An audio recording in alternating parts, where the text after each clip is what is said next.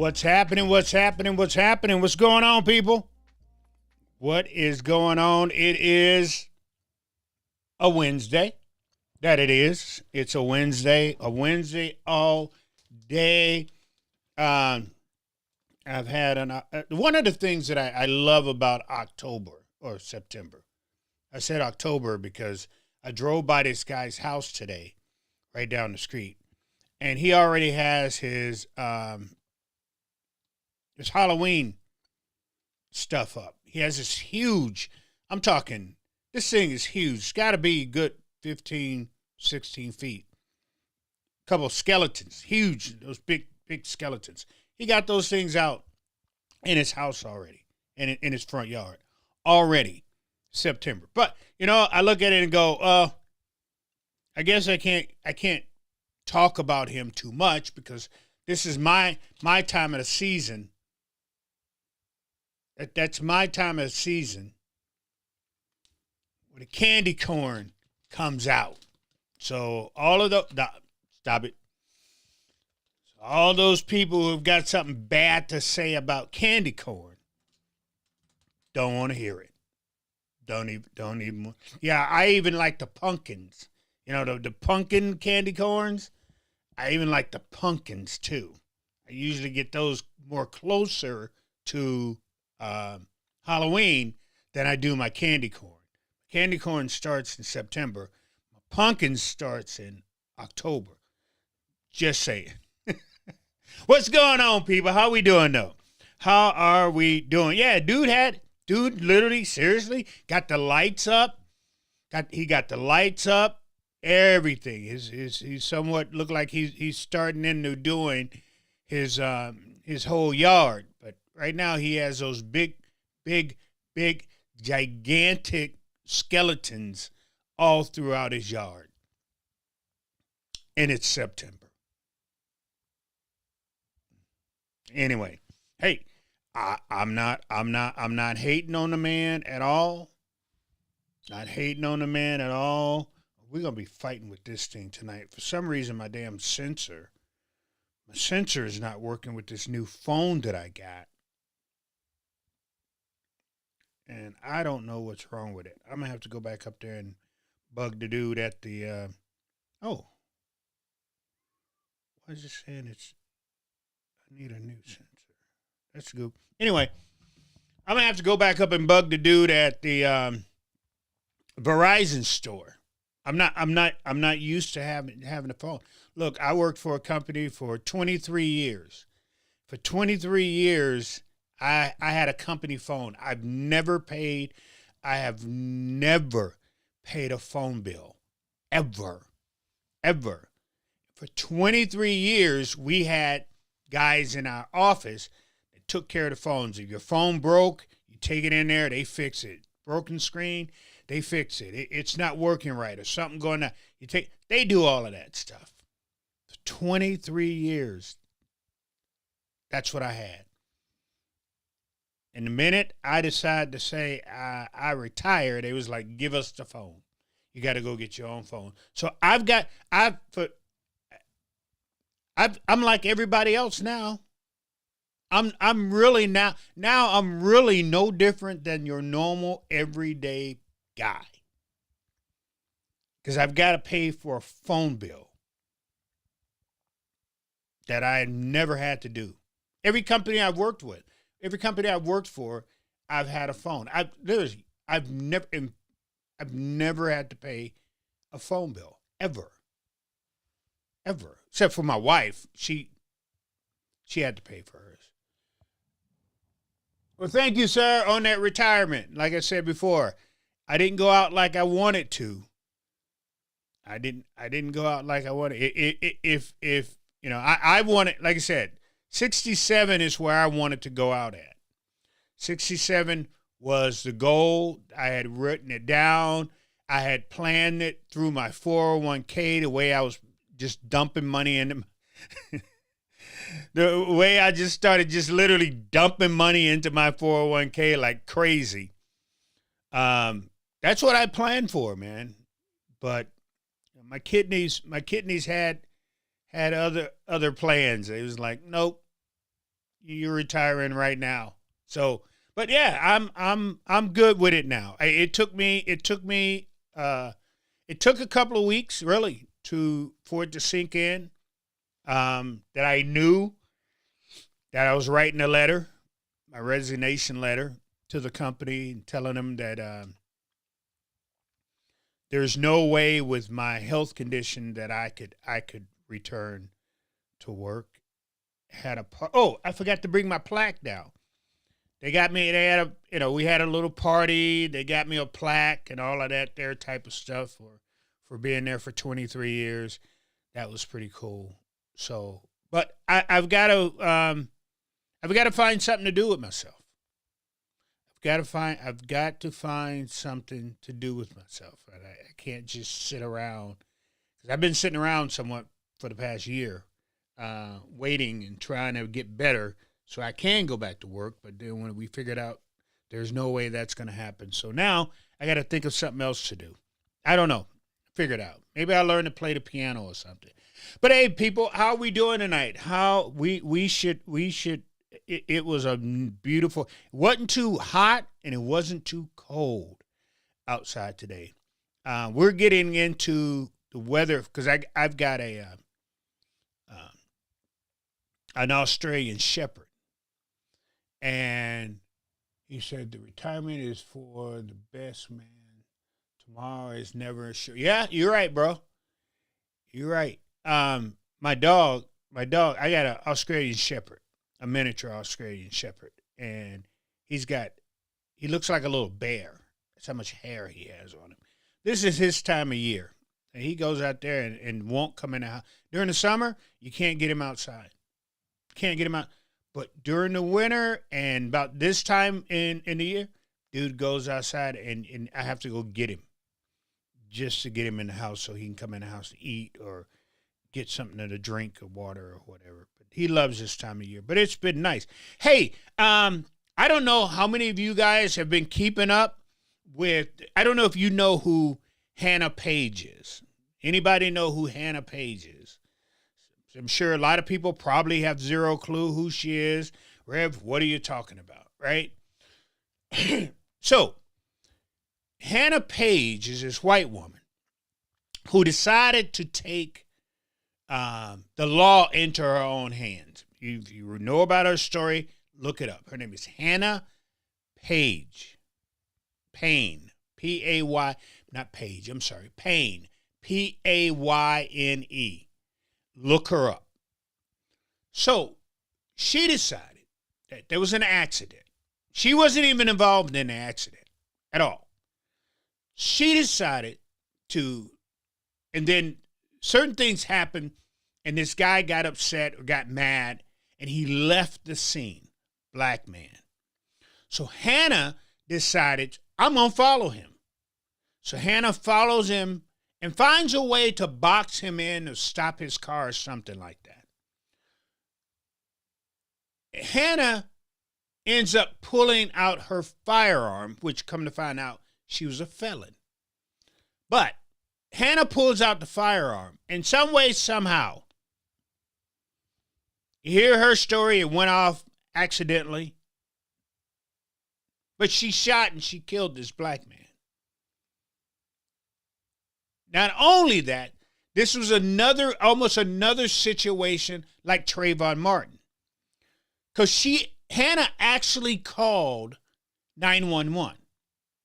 And 911 said to Hannah exactly what, almost word for word, what they said to George Zimmerman. When Hannah told the 911 operator, I'm following him, the 911 operator basically said, no, you're not. Stop. Hannah didn't stop.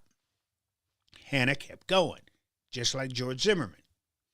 Hannah pulled her firearm and shot and killed this man. Well, there's an update. Because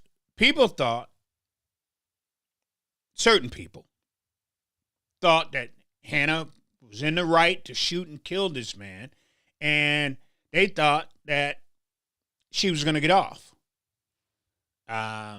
They basically got a jury of her peers. Y'all know what that means. Think about it for a second. But they said, no, we don't think so. Hannah got life in prison, which basically equals 30 years.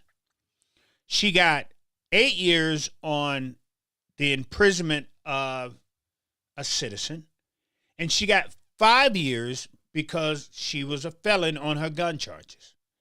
So they figure Hannah's going to do probably about 43 years in prison for this murder of this man.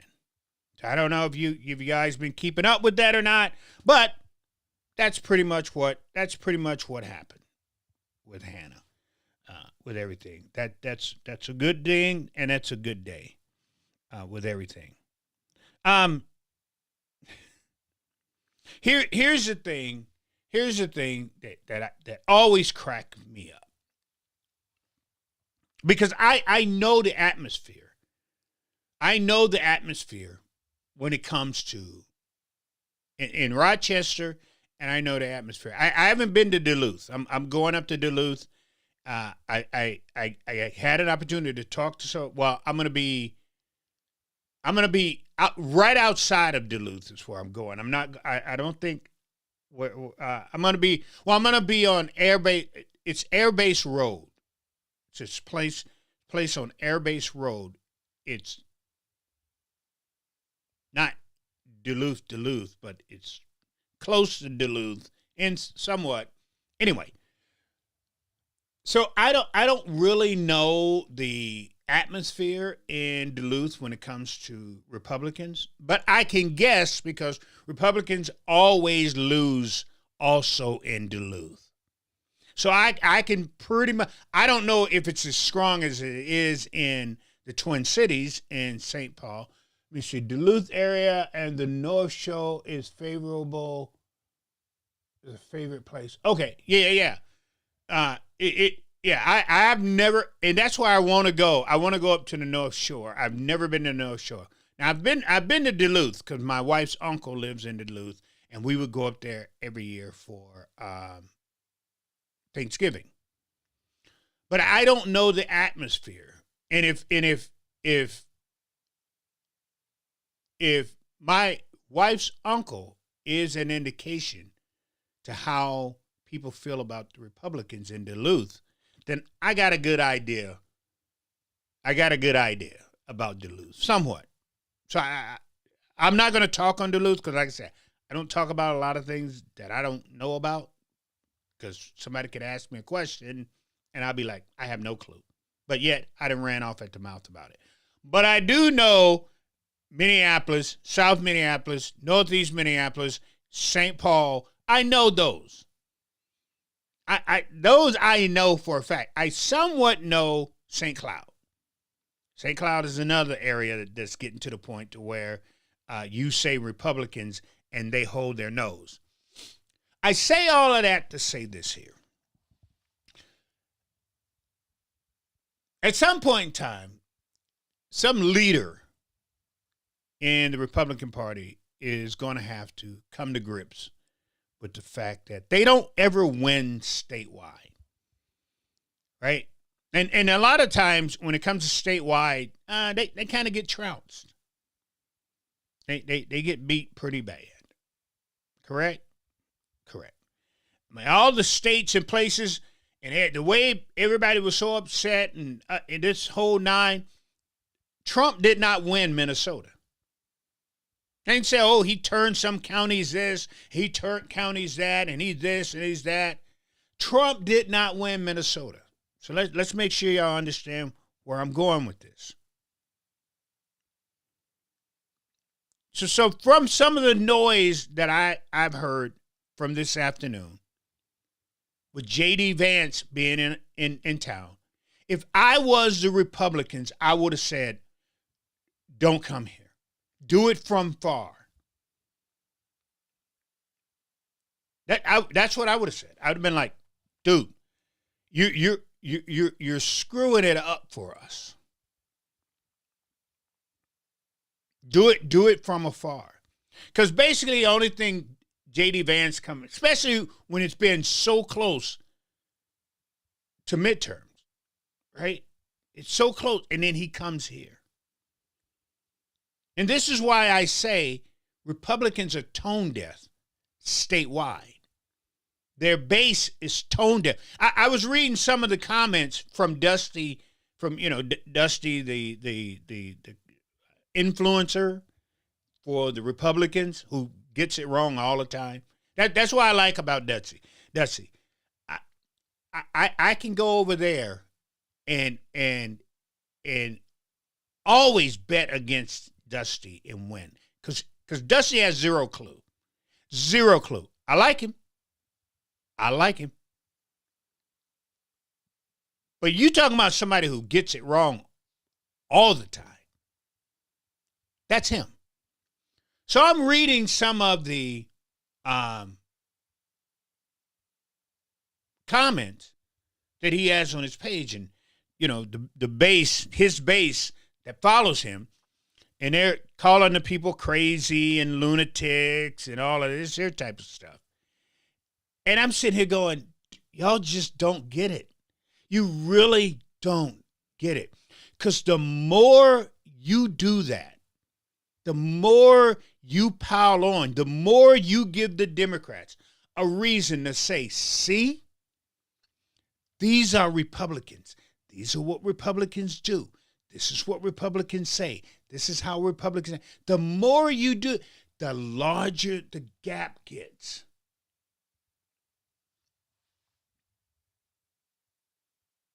To the point where there's Republicans in Hennepin County that don't even call themselves Republicans. They know. Being a Republican in Hennepin County is like being a vampire walking around in the day. They just don't do it. A vampire do not walk around in the day. They don't do it. That's what it's like. And for the life of me, the base can't understand that. The base just needs to shut up. No, I'm being serious now. Shut the hell up. Seriously. Because the more you do stupid things, the stupid things that you say, that's what hurts. And where did Donald Trump lose? Hennepin County, Duluth, Rochester. And because he lost those areas, he lost Minnesota. Doesn't matter what he did out here in Rocks and Cows, as you can see. Doesn't matter.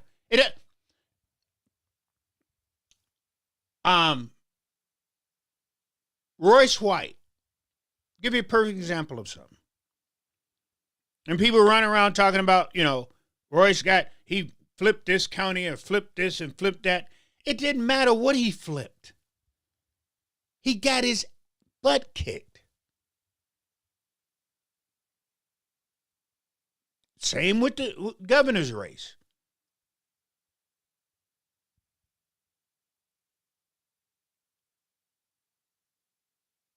And you don't get it. And J.D. Vance coming here only activated some of those who was sitting back a little bit. I don't know who's running the Republican Party, but I would have been like, no, brother, we don't right now. We are this close to midterms. And the last thing we need is to give them folks a reason to rise up. Well, they got it today. They got it today. Shouldn't have had him here. Shouldn't have had him here. You got these people are upset, pissed off because people are not banning the type of guns they want banned. Guns, look, this is what I've learned. Guns to Democrats are like abortion to Republicans. Those are the two mainstays. Republicans get in their base's head about abortion. Democrats get in their base head about guns. And that's what they run on. Because these midterms are about to start turning ugly, because guaranteed the Democrats are going to sit there and say, all of this stuff that the Republicans could have done to make a difference in the gun violence, that's going to happen. And they're going to say, just like they said today, their marching orders come from where? Washington. And we got J.D. Vance in the house. J.D. Vance is in Minnesota after a terrible shooting, a terrible killing, after white kids were shot and killed. Notice how I said that. And J.D. Vance, and he's coming into Hennepin County. Oh, that's like, he should have just brought ICE with him for the tour. It's that bad.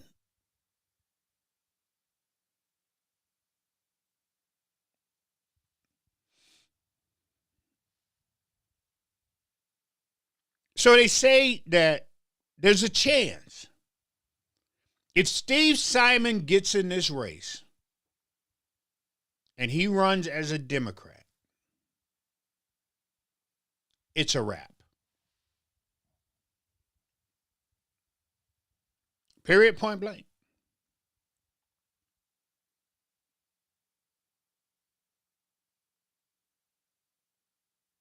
Because I really honestly don't see any Republican. No, I can't say that. Let me back up there, because I had a conversation with the dude Professor Penn. I like him. I do. I like him, and I like him because he's Republican through and through. Right. Every now and then, or like what he's doing now with Representative Robinson. Right.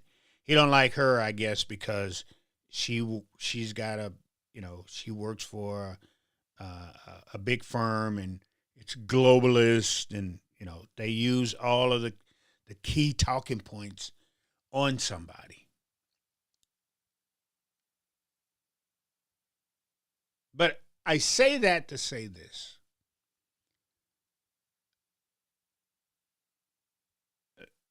To me, I'm just saying to me, because they've put time into,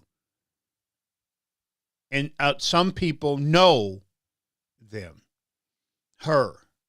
They know Miss Robinson because she's been at my church. She's helped us out in bringing food in. One of the only Republican, Representative O'Neill.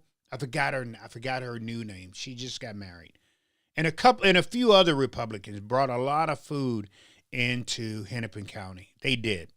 Actually, I'll never forgive the Republicans for what they did to help feed North Minneapolis when people were hungry. I can never, ever, ever, ever forget that part. It's funny. I didn't get any help from the two black Republicans. Didn't get no help from them. But the white Republicans came in. And these are the type of things, when I talk to Republicans and say, how you get into it, what you put time into it.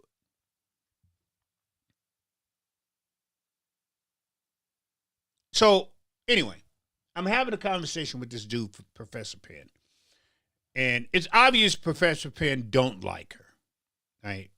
Don't like her. Because he starts off with his podcast talking about, he had a picture of her up, talking about she's not warm looking and all. I mean, come on, man. Come on, dude. I mean, you're pumping water for the Republican Party. I understand that. But you're pumping water for certain Republicans. And then you're beating up on other ones.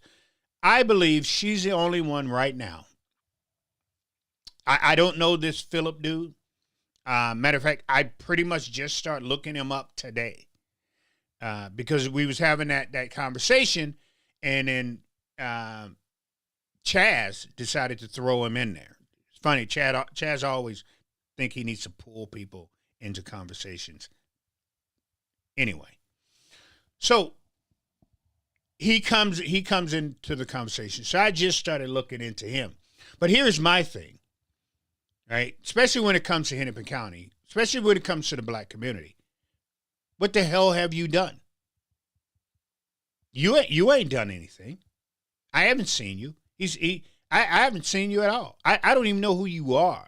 I haven't heard from you. You ain't came through. You ain't done nothing. Then all of a sudden, now you want Hennepin County, people in Hennepin County, especially people who look like me, to vote for you. Now you're going to show up. See, here's the funny part about this thing that always gets me about Republicans. Because they bitch and moan. They bitch and moan when they see a Democrat shucking and jiving. It's just like Mayor Fry. Give you a perfect example. So Mayor Fry goes to a church, and he does their modern dance. And I see all the Republicans, oh, look at Mayor Fry, he just shucking and jiving and blah, blah, blah, blah. At least they show up. I would rather know where the snake is than not know. Because the Republicans, they just sit back in the back, and then they find ways to say no to a lot of services that is needed in the black community.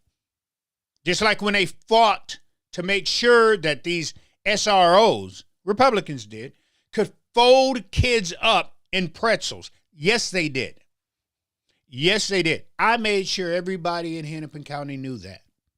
Everybody. There wasn't a church I didn't go to that I didn't remind them what the Republicans wanted to do to their kids. I did. Because that was total, because I believe that we need police in schools. But again, like I said before, I've been in a bathroom in a park. I got a 200-pound kid kicking and screaming. You know what I didn't have to do? I didn't have to fold him up. I didn't have to slam him on the ground. I didn't have to do that. But the Republicans think that needs to be done. And you know who they're going to be done to? Kids that look like me. That's what I mean by the only time black people or people in Hennepin County hear about the Republicans is when they're doing something stupid. Like today. I would have put out a press release and said, we didn't ask Vance to come here. As a Republican, we did not ask him to come here.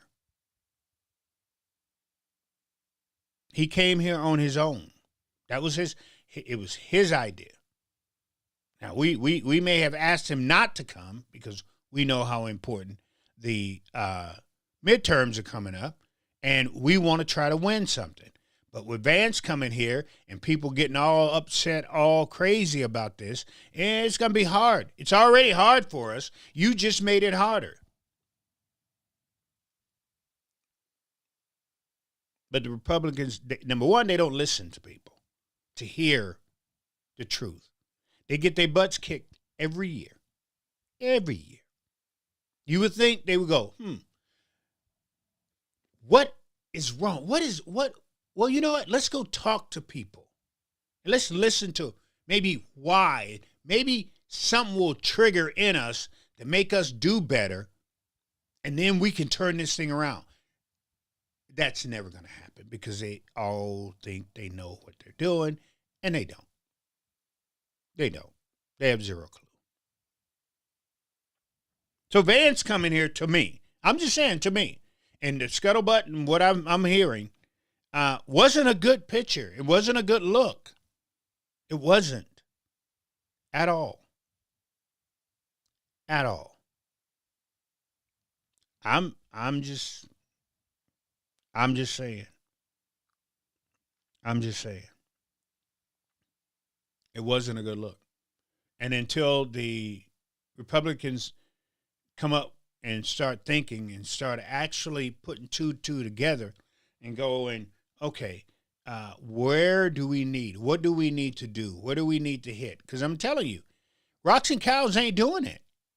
It's just not. All them votes that was cast and put out there, and Trump did not win Minnesota. He lost by a lot, matter of fact. So that tells me statewide, any statewide election, the Republicans, it's just not going to happen. Now, they got all these people vying for to be your next governor. Here's what I would do. I would tell people, I don't want nobody running. We're not doing nothing. Pick one person. This is what I would do. I'm just going to, what I would do. I would pick one person. This is who we're going to run. This is who we're going to get behind. This is who we're going to make sure that we do everything possible to get them in office. And all the money that they don't have, or if they can raise some money, all that money I would put behind that candidate. And everybody was not running, but is in a high profile position, that person should be going out to these places and talking about the candidate. There should be somebody in every single district at some point in time holding some type of town hall, talking about this candidate, getting this candidate.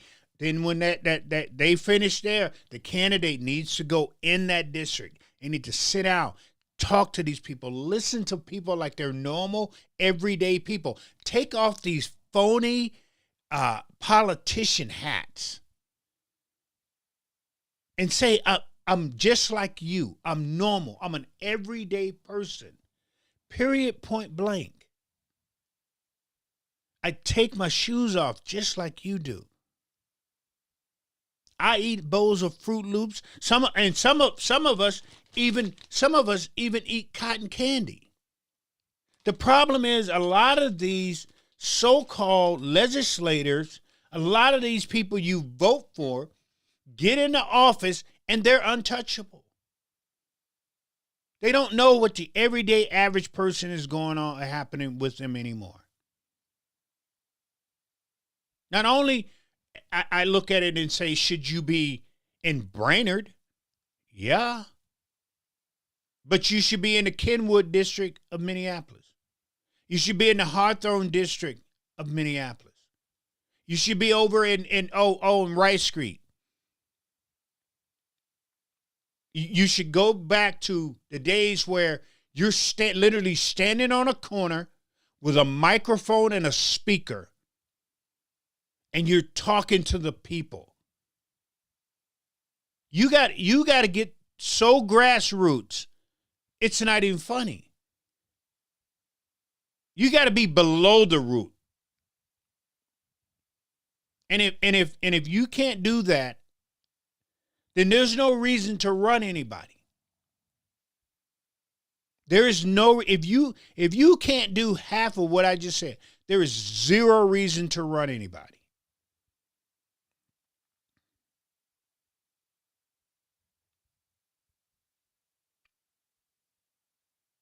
I'm just throwing that out there. Whether you take me up on it or listen to what I just said or not, that's up to you. But I believe that this comes down to a do or die. This is a do or die situation. Because if you can't get somebody in the office on this go around, with his how bad. Now, last time when Scott Jensen ran, things were bad. We was coming off. What was we coming off? COVID. How bad they screwed up COVID. How bad they screwed up George Floyd's situation. They screwed that up. I mean, and education. So right there by itself, 3 strikes, and he still won. He still won. 3 strikes. He still won. And by a lot. Why is that? Because you had a candidate who they knew this. They knew your candidate was not going into Hennepin County. They knew that. They knew that your candidate was going to try to use the debate to get into Hennepin County so people from Hennepin County could hear his voice. And what did they do? That was the smartest move I've ever seen somebody make when they froze Scott Jensen out of Hennepin County by not doing the debates. That was probably one of the master moves I've ever seen. Scott Jensen was a failure from get-go. Okay. Scott Jensen was a failure from the get-go. No, I you know what, brother? You know what? Roland Delay.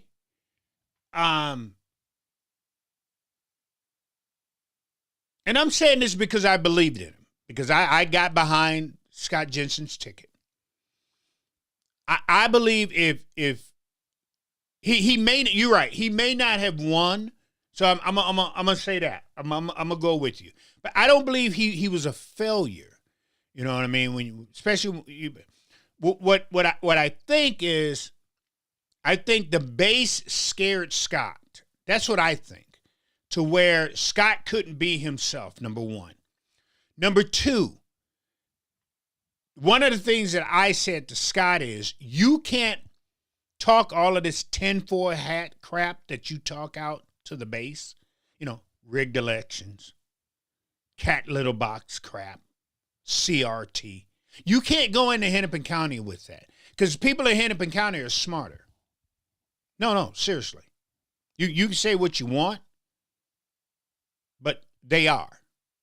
Because you can go out in Rocks and Cows and fool them like that. I mean, Tom Emmer, think about it for a second. I mean, in 2022, he kept flip-flop. Oh, yeah. No, you got me. You got me. I'll give you all of that, especially with the flip-flop thing. It also hurt him with, don't forget about the guns, right? I mean, here's this dude supposed to be, calls himself a Republican, and he's taking pictures, right, with Moms Demand Action. And like you said, he flip-flopped on the abortion, which was a huge issue. You're right. No, you got me, bro. You got me. But I was just looking at the situation going, even though he did that, he still didn't make any inroads anywhere. He made sure the base was happy, right? That's what Republicans do. They make sure the base is happy, but no one plants a seed anywhere. There is no inroads that the Republicans have made, right? There's nothing like, even if Scott Jensen felt he was going to lose, just think if he would have went into Hennepin County. Just think if he would have went into St. Paul. Just think if he would have went into Duluth, went into Rochester. If he would have went into the strongholds, the blue curtain, the blue wall, and just planted some seeds, we don't know what would have been happening. If he would have rallied the troops inside those areas, but he didn't. To the point where Republicans calls themselves independence, right? He said, I'm not saying you're wrong. Oh, yeah, I'm good, brother. Those are the big things I saw. Yeah, yeah, no. Like I said, you're right, man. I saw the same thing on there. It's the same. It's the Republicans' playbook, right? Exactly what you put out there. Basically, and that's why they lose all the time. And there's not a Republican leader in any way, shape, and form that is saying, let's stop this and let's turn the tide. Right? When only thing that the Democrats have to do is say, well, there's a chance that it could be a Republican. And that's going to get the base going. That's all I have to say. That's going to get the base going. But like I was saying before, with Tim Walz, 3 strikes last time, and the Republicans still couldn't beat him. With everything that's going on now, with all of this money that has been stolen, with all the fraud, everything is just met with people getting shot and killed, and everything's going on right now. Kids are barely eating in school. Kids don't want to go to school. The education is so down. Oh my God. If the Republicans can't put together a ticket, this go around, after everything that I just named, that the Democrats, it's over. It's over. There will be, only reason there's going to be to have a Republican Party here is to do everything they can do, is to fight that, to make sure that the Democrats don't wind up with a trifecta again. And the way they're moving people, watch this. You heard it here first. And the way that the Democrats are moving people into some of these Republican strongholds, that's going to begin to change. That's going to begin to change.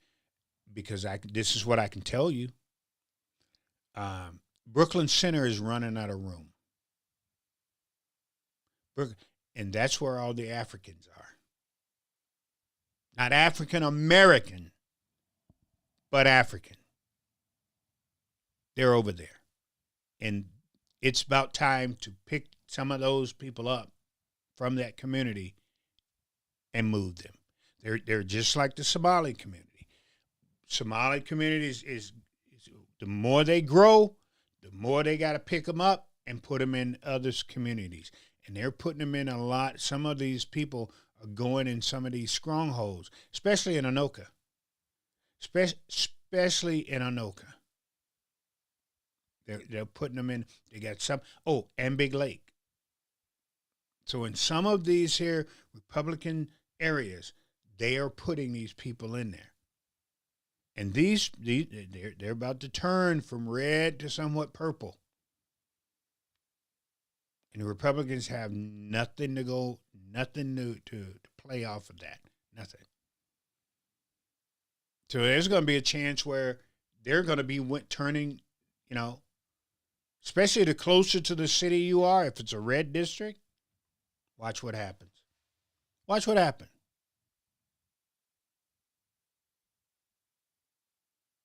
They extended into Columbia Heights. Really? I didn't know that. I didn't know they was all the way in Columbia Heights now.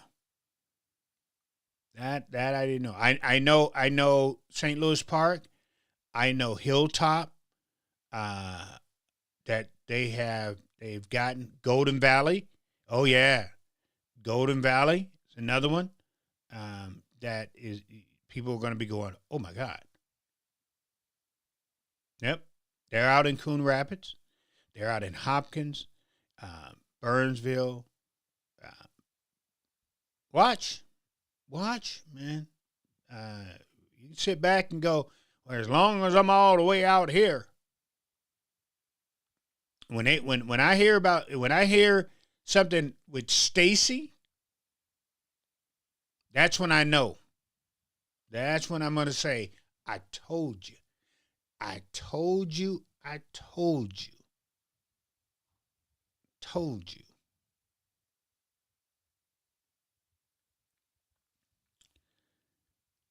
I know a couple of people have been getting upset at me, and I don't care. You can get mad at me if you want to. Because I'm showing a picture of the Democrats, and not only the Democrats and the Republicans. Because watch this here. And this is something that y'all have heard me say over and over and over again. Okay, especially when it comes to these gun groups. Let me show you something. So y'all know who Willie Earl Burton is? Anybody know who Willie? I'm giving y'all names tonight. Y'all know Willie Earl Burton, Burton, William Earl Burton. Anybody know who he is? Probably not, right? And they're sitting there going, Rev, that's another name that you're giving us. Remember, look up Hannah Payne, Pyane, Hannah Payne. Read that story for yourself. Don't just take my word for it. Write it down. No, write it down. When we're done tonight, go just look it up and read it so you can. Then I want you to look up this guy. His name is William Earl Burton. And so, well, Rev, who is William L. Burton? Well, William Earl Burton just happens to be someone who bought guns and brought them into the black community to sell those guns. And lo and behold, they were able to trace one of those guns that killed Aaliyah Allen. I don't know if you guys remember that we had a rash of 3 kids under the age of 10 being shot. I mean, almost back to back to back to back. We was basically mourning them back to back to back, right? Well, they found out the gun that shot this little girl was a scraw purchase. They found out that this guy brought that gun into the community and sold that gun. Luckily, the cops decided to do some type of research, and that's how they found out about it. Usually they don't. Usually they don't care because they're going to drop the gun charges more than likely anyway, so they never investigate where these kids are getting these guns. But I bring up William Earl Burton is because he's a scraw purchaser. That's what he did. And that's been going on for a while. And the funny part about it is like I said before, all these gun groups will fight as hard as they can to get so this guy can run around with guns. But they don't ever speak against him. I haven't heard anybody from any gun group speak on the fact that this guy was caught. And the way my understanding he was caught from the number on the gun. Go figure. They was able to trace this guy. That's how they got him. But you don't hear that from these gun groups who will swear up and down that people are trying to take your gun. That's the problem. If they got behind that fight, speaking on people like this, talking about people like this, just like the mayor of Chicago was saying how people go down south, buy all of these guns, and then bring them back up to New York. I mean, to Chicago. We know that same thing happens here.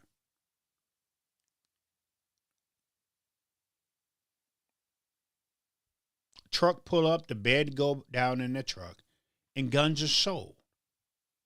But you don't hear anybody. So that's why they sit there and say we should ban certain firearms. That's why they say that we should make it harder for certain certs to get these guns, things of that sort. That's why then the gun groups run around, tell you, well, they're trying to take, well, why are they trying to take your gun? Why? What reason would they have to take your gun? No, really. I know y'all done took this whole trans thing and forgot that this was a white man who, let's go all the way back. See, I'm old enough to remember when they was shooting up the post office, when white man was going postal. Remember that? That's where it somewhat started. I mean, with me, that's the first time I ever heard of a mass shooting where white men were shooting the post office. When he was calling he's going postal. Remember that?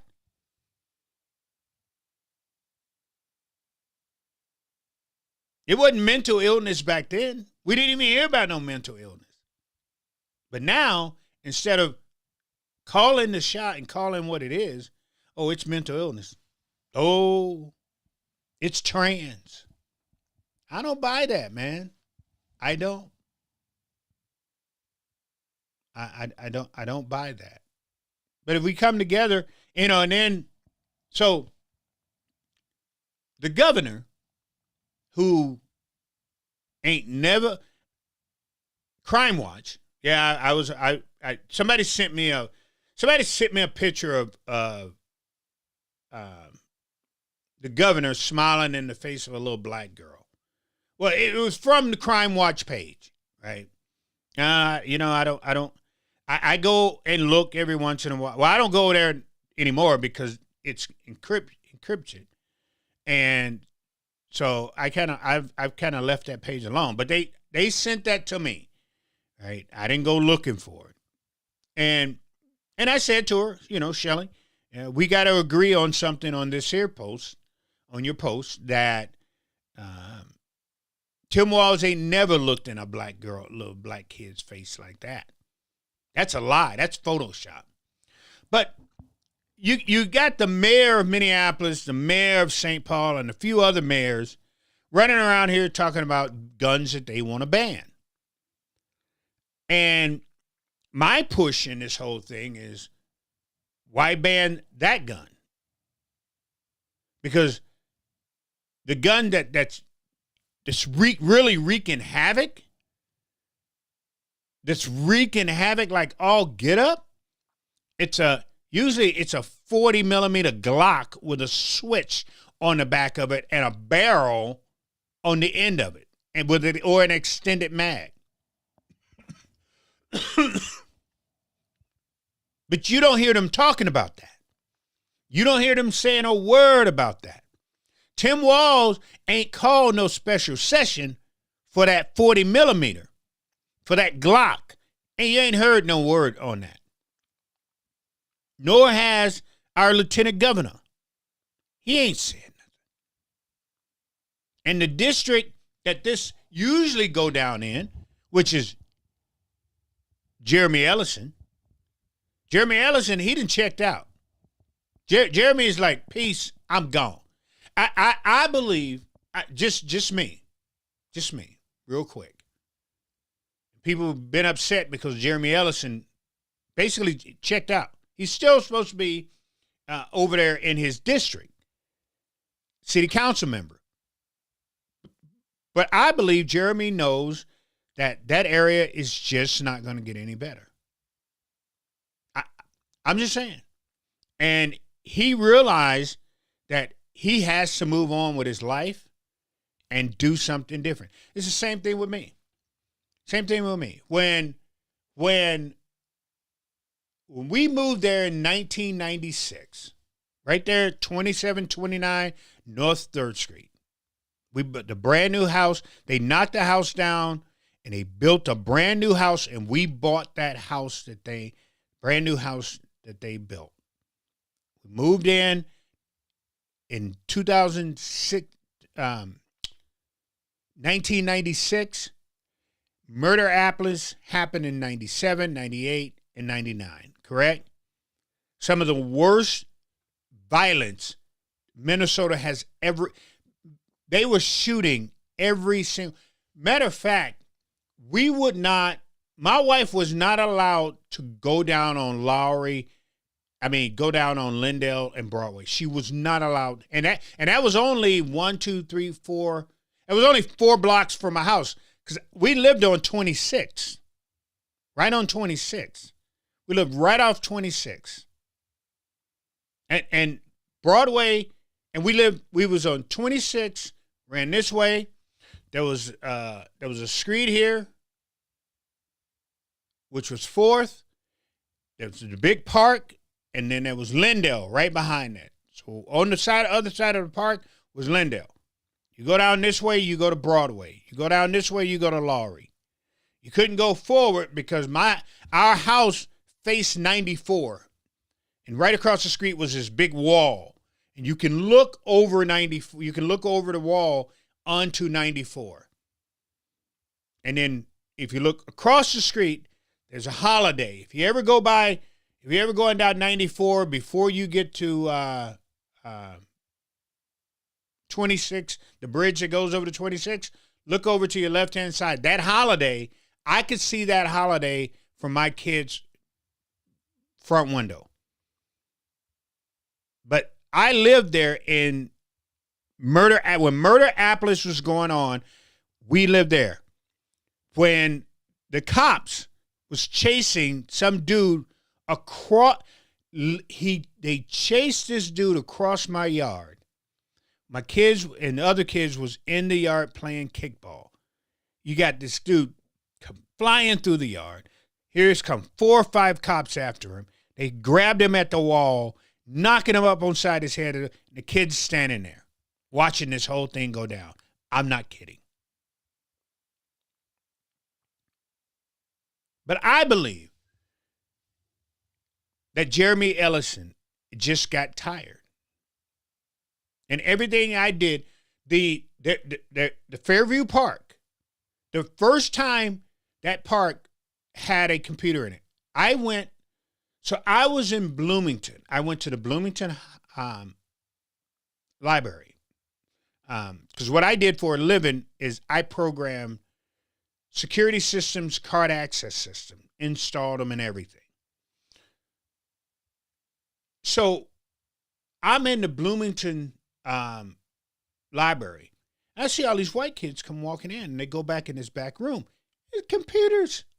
I'm like, why do we have computers at Fairview Park? They're in Minneapolis for the black kids. So it took me forever to get a hold of Sharon Sells Belton. You remember her? She was the black mayor of Minneapolis. That's when I lived in Minneapolis.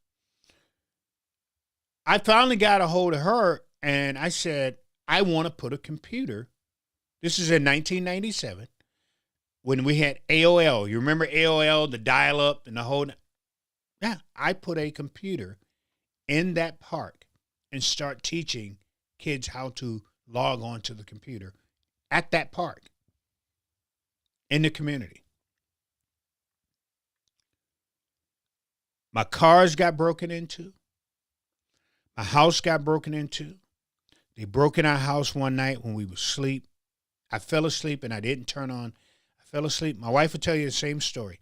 I fell asleep and I didn't turn the security system on. And by gun it, they broke. Oh, not only did I not turn the security system on, but I forgot my work truck outside. And my work truck had the garage door opener. So they break my windows in my work truck. They got to the garage door opener, and they open up the garage door about this much, just enough to slide up under it. Well, back then, if you had your garage doors, you did not lock the door that goes from the garage into the house, right? If anybody was like we were guilty. We didn't lock that door. So when they opened up the garage door and came through that door, it was open season on my house. We were upstairs asleep. We're upstairs asleep. My wife's purse was sitting on the counter. We get up the next morning. My wife goes, before she leaves, she goes to grab her purse. She said, "Have you seen my purse?" No, did you take it upstairs? Go upstairs and look. Come to find out, she goes, well, "Oh my God, I think I may have left it in the car." So she opens the door, goes out there, and notices the garage door is open. She goes, "Did you not close the garage?" "Oh yeah, I closed the garage." Yeah, because when we put the boys' bikes in, I made sure the garage door was closed, and that's when we knew. And then she looked out there and she goes, "Your windows on your truck have been broken out. Go out, look. Sure enough, the garage door opener had been in the seat of the car." So that's when we knew. That was the first break-in. No. That was number 3. Number 4 is they kicked in the side door of the house. Number 5, we had a little basement bay window about this big. They knocked that out and got into the house. And then once you get in the house, I had motion detectors, so the alarm went off. Long story, and they stole my kids' bikes. They stole the barbecue grill, even though it was chained up to my deck. I put a chain on my barbecue grill. They broke into my wife's car a couple of times while it was sitting outside. It got to the point where our insurance company said because we had to replace some windows because they broke the window. They broke that bay window, and then we had another window where you can jump down into what do you call that? Get up. The window. Not a bay window, but a crank out window. But you can jump down into this thing. So they broke that window about 3 times, to the point where our insurance company told us if we file another claim,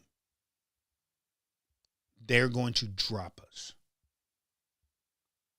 Because we had to get doors. They kicked in the doors, the garage, the man door, the garage, twice. Had to get that replaced. We had to replace those windows over and over and over again. My vehicle had to get that taken care of. All the stuff that was in my wife's purse, had to get all that taken care of. Right. So I say all of that to look at Jeremy and say it was black fatigue. I go all the way back to, I know they just using that phrase now, but I go all the way back to 96, 97, 98, 99. Because it was black people who was breaking in my home. Even though everything I was doing for the community, right? Computer, put in the first computer, teaching kids computer. I had the kids, we put the basketball goal was in my driveway. So all the kids that came over to the house, and I had all the kids here. So therefore, they wasn't running around in that park up there. And some of the parents knew where their kids were. Other parents had no clue. Kids would just come over. We would feed the kids and some everything. No matter what I did, and they still broke in my house to the point that we had to leave. It was fatigue. And I walked away completely. I did not go back to the community. I didn't help anybody in the community. I could care less about the community. I was like, if my own people can do this to me, somebody who have ran the streets, who working with these kids, who have done this, who have talked to these people, somebody who was around during the first gang summit, my own people are doing this to me. So I understand why Jeremy, I understand him leaving. I totally understand. I believe he sees the writing on the wall, because this is what I know.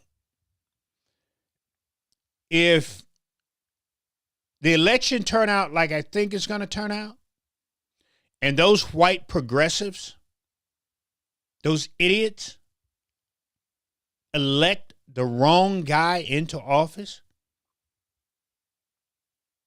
Minneapolis is done.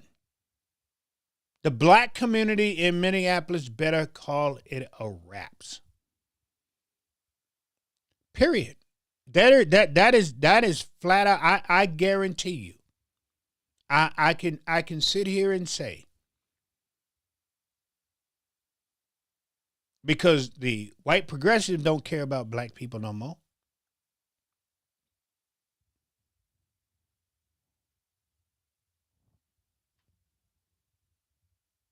They don't care about white people no more. He said, I can't say I do any official different. I do any differently.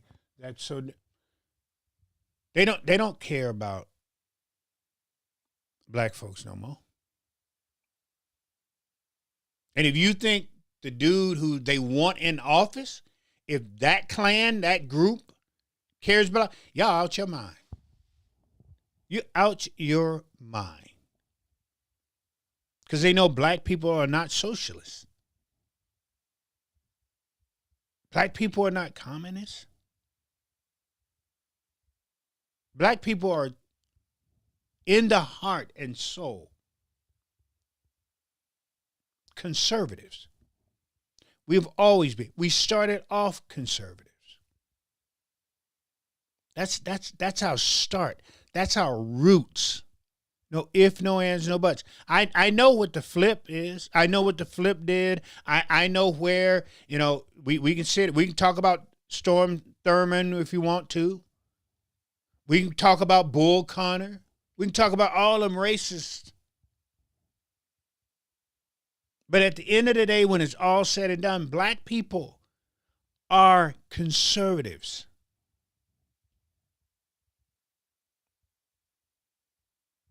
And they know that. So I don't see changes going on in Minneapolis that's going to benefit black people. And if, like I said, if these white progressives, these white liberals get their way, they're going to put a socialist in office. And that's going to be the downfall of the black community in Minneapolis. Now, they can run around here if they want to and try to act like they care. They don't. They don't. Now the Star Tribune puts out a thing about gang violence, that the kids are worried. You got pictures of Tim Walz bending down, smiling in a little black girl's face. Tim Walz ain't never smiled in no black girl's face. That was the phoniest picture I've ever seen. You got these mayors running around talking about, let's have let's do a gun buyback. This one mayor, a gun buyback, a voluntary gun. I'm all for it.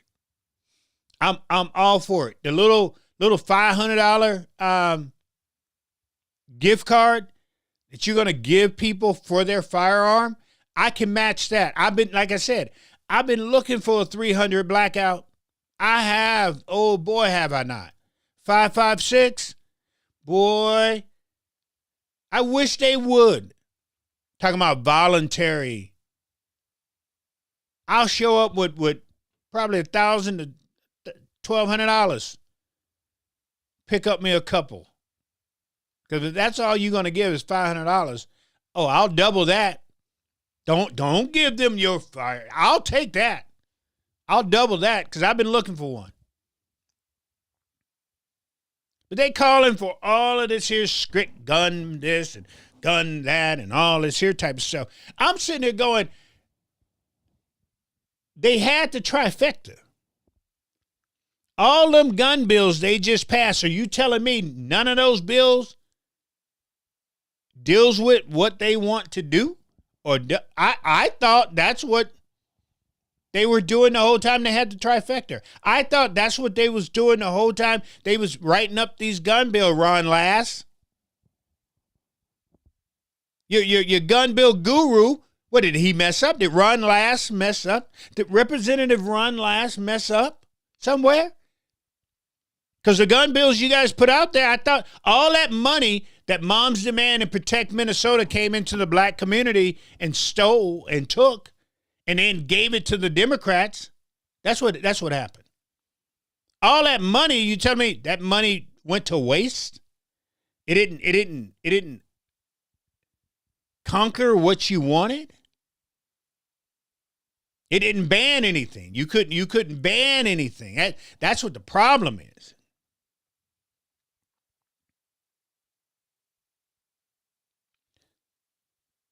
But these phony mayors and the phony governor who's running around here talking about, oh, I'm going to call a for what? For what? You don't have enough votes. What are you calling a special session for? I know what it is. I know exactly why you're calling a special session. Because then you can run on that. The Democrats can run on that. The Democrats can say, see, look at what we're doing. And J.D. Vance came to town. We're trying to make things better for our kids so your kid can get into class and don't have to worry about something. Oh, J.D. Vance came to town. But the Republicans are making it hard for us to advance and to make sure everything is going good with your kid and your kid can sit in class and they don't have to worry about someone shooting them up. Oh, J.D. Vance came to town.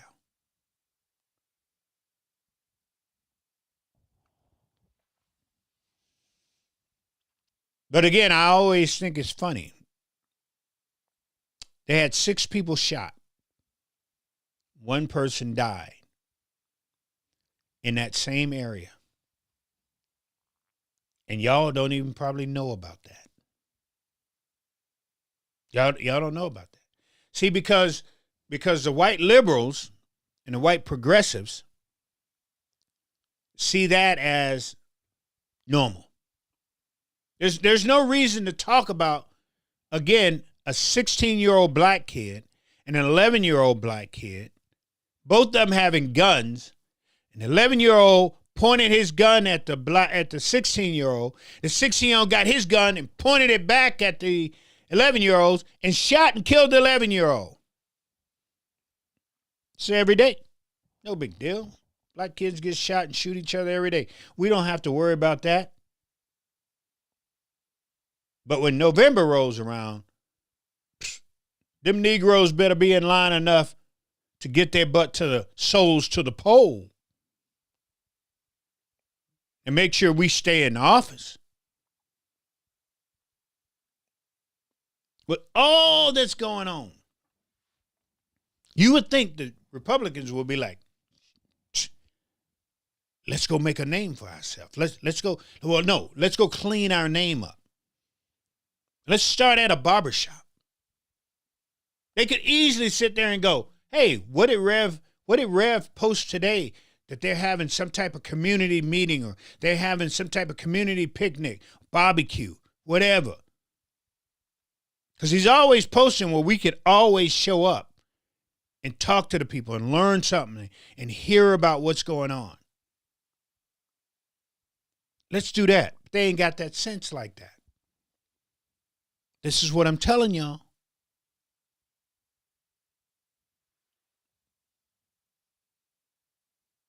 They don't have a sense like that. So they let it go. And then they let the Democrats paint a picture with a wide brush. I always love it when they all tell me I'm using a wide brush. The Democrats use a wide brush and paint a picture of Republican. And Republican goes, so just as long as we're winning our little district, we don't care. But wait a second. But they rule statewide? Oh, but our little district. But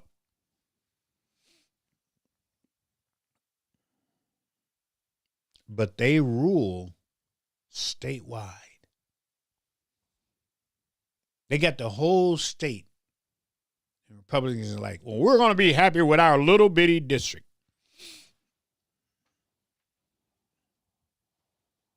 Facts. Prove me wrong.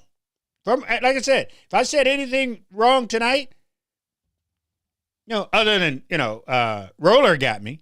But what I just said is facts. Those are facts. Those are facts. I had his daughter on my show. And over on Facebook, I post about him all the time. And I post about him over here. And if you've been following me long enough, you would know who, you would know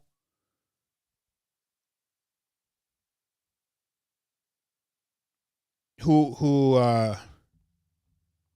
would know who I'm talking about when I have to sit here and say that I am overwhelmingly happy to announce that Brian will be a free man tomorrow.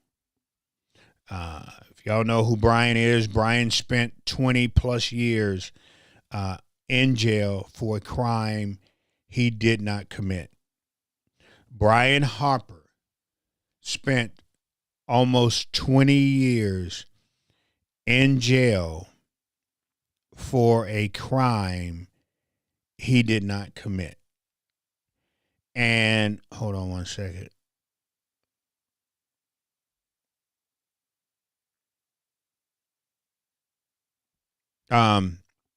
Yeah, he spent time in jail for a crime he did not commit. Almost 20 plus years this man was in jail. And now he is a free man. Hold on, I was trying to pull up a picture for you guys so you can see who I'm talking about if you hadn't been hanging out with me.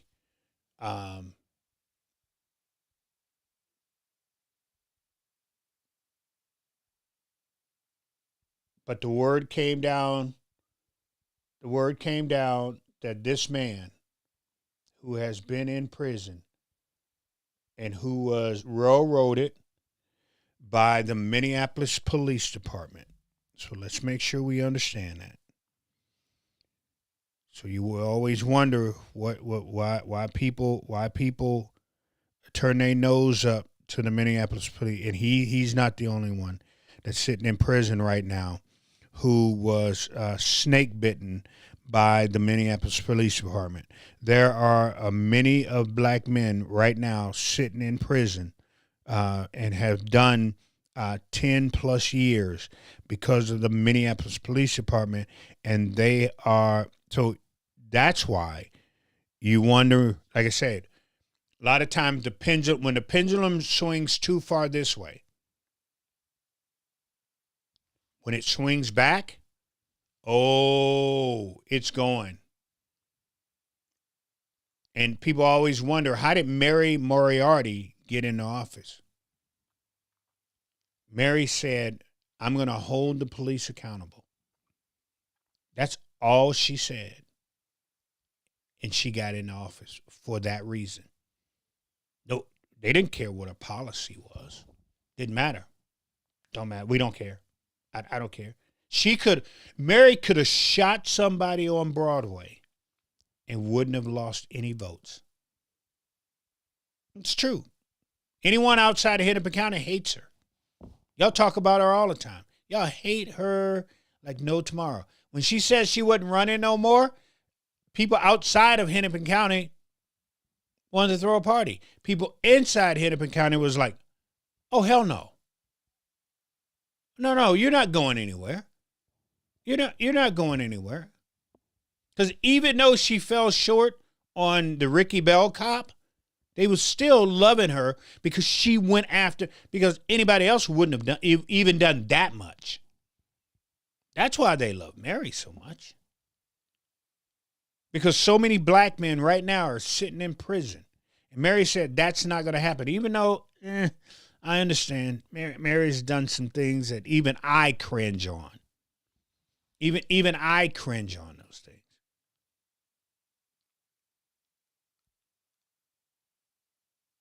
But one of the reasons why people love Mary is because of men like Mr. Harper, who has done years in prison for a crime he did not commit.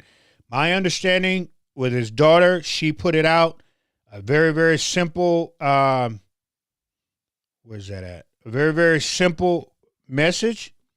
Vindicated. Pops should be home tomorrow morning, she put down here. She said, thank you to the highest. So Mr. Brian Harper, almost 20 years in prison, will be home on tomorrow morning. Thank be to the God that we serve. Thank be to the God that we serve. Thank be to the God. And there's many more. Philip Vance. I've talked about Philip Vance. I've had Philip Vance right there on my show. He's another one. He's next. So Philip Vance will be the next one who's almost done 20 years. That was railroaded. He was railroaded by St. Paul. Philip Vance, I can't blame the Minneapolis Police Department on him. I have to go to St. Paul is the one who got Philip Vance. Philip Vance is in Rush City right now, almost coming up on 20 years. I got to call Michelle to see, Nicole. I got to call Nicole to see if I can get some type of update on that young man and see where he's sitting, see what's going on. All right. But anyway, fam, I am done for the night. I so appreciate each and every one of you. I thank you all for hanging out. Yeah, I'm good. If y'all good, I'm good. I don't have anything else. I don't have anything else going at all. Hold on one second. Let me check this here. Football season.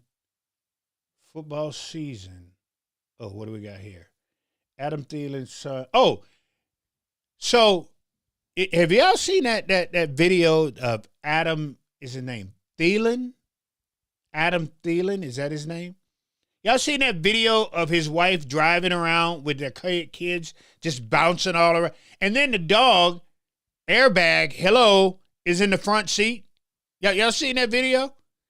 See, Vikings, man. I tell you. Vikings. Tell you. Anyway, football season is about to start. We're going hard this year because I do believe, one of my teams, it's either going to be the Pack or the Eagles returning again. So either way, I can't lose. I'd rather for it to be the Pack.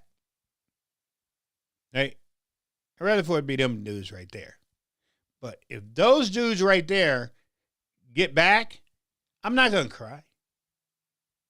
It's going to be all right. It's going to be all right. But these dudes, right here,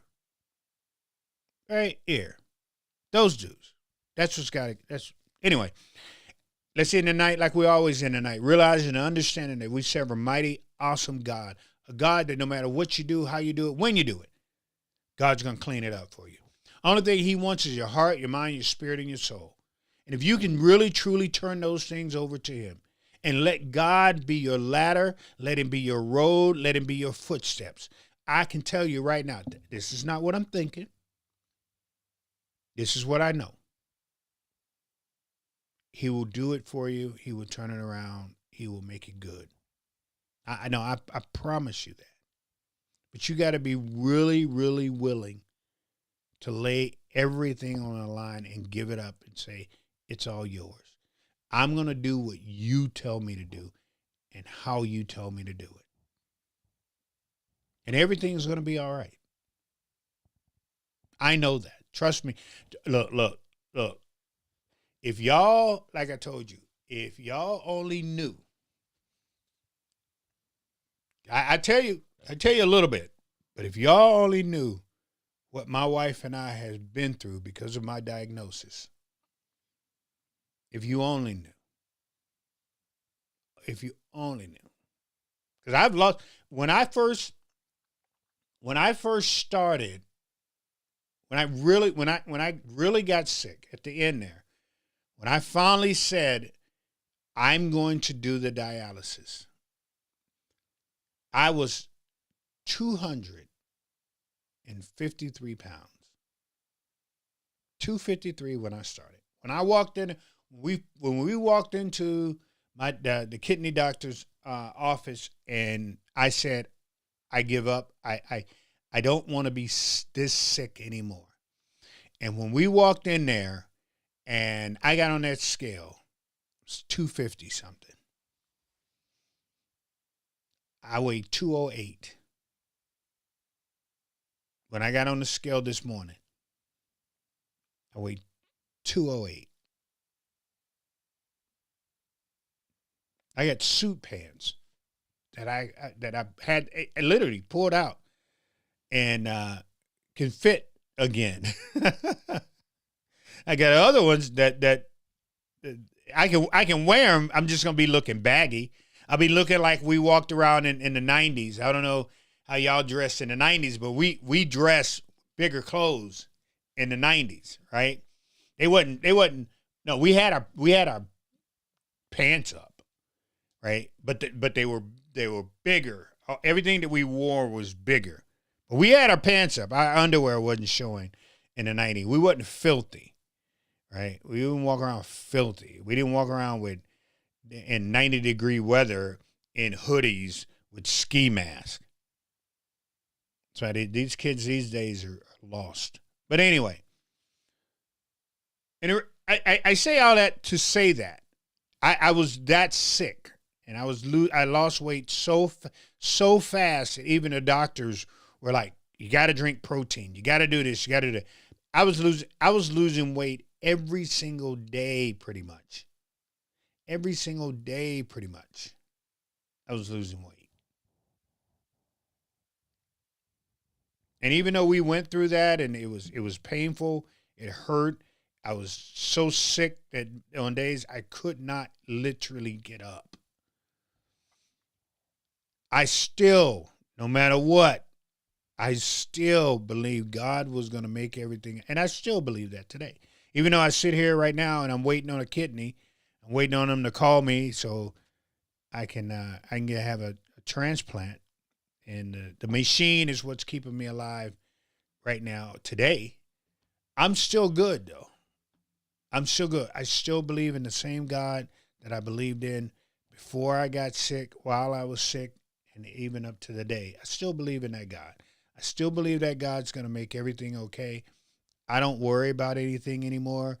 I don't, the small things. I mean, I've got my 3 grandkids, my wife of, going on almost, 38 years.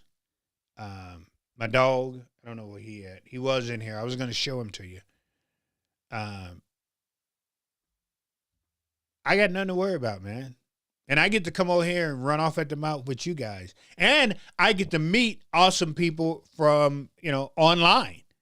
That I've been, like I said, I just went to Bone Lake, Wisconsin, and had an awesome day out there, fishing and on the lake and doing all that. So that's what keeps me going, is all the awesome people that I get to actually talk to, see, and just cut up with. But anyway, like always, I just want you to put a smile on your face. Because a lot of times when you smile, you can make somebody else smile. And that's why we sit there and say, that smile on your face, go outside and smile at somebody so somebody can smile back at you. Hey, fam, y'all have a good night. We will see you on Friday. Peace. I'm out.